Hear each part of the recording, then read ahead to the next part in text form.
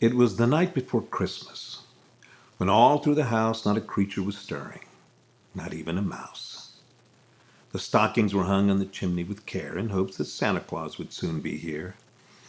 The children were all cozy and snug in their beds, while visions of cookies and candies and toys danced in their heads.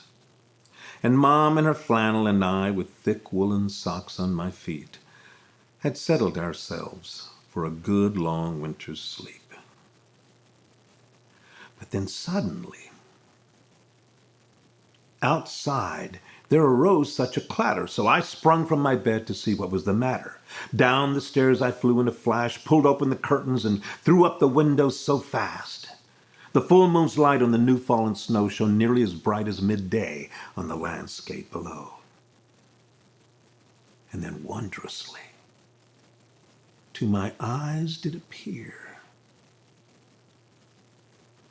a sleigh pulled by 8 reindeer. And the little old driver, he was lively and quick. Well, I knew right away it was good old Saint Nick. And more rapid than eagles, the 8 reindeer came, and he whistled and shouted and called them by name. Now Dasher, now Dancer, now Prancer and Vixen, on Comet, on Cupid, on Donner and Blitzen, to the top of the porch, to the top of the wall. Now dash away all. And as dry leaves in a wild hurricane fly up, up, up to the sky, and so to the rooftop the 8 reindeer flew with a sleigh full of gifts, and Santa Claus too. And as I leaned out to listen, I could hear there on the roof the prancing and pawing of each little hoof.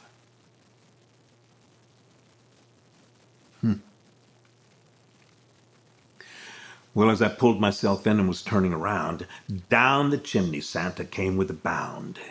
He was dressed in fur from his head to his foot, and his clothes now were covered in ashes and soot.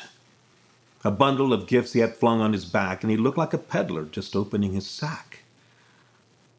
His eyes, oh, how they twinkled. His dimples, how merry. His cheeks were red as roses. His nose looked like a cherry.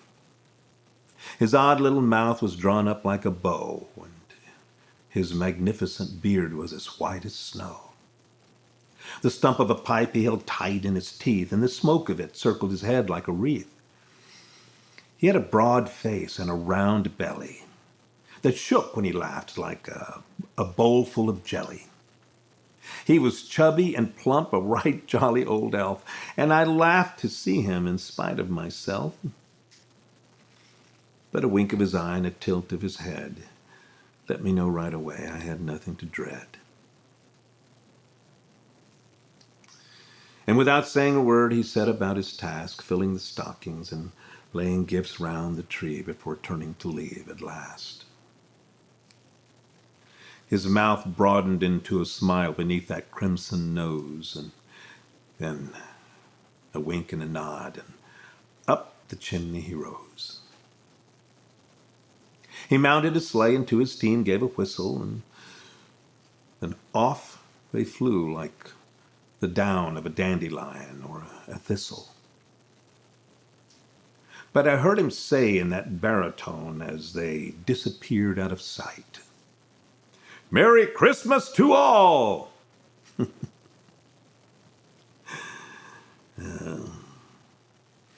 And to all, a good night.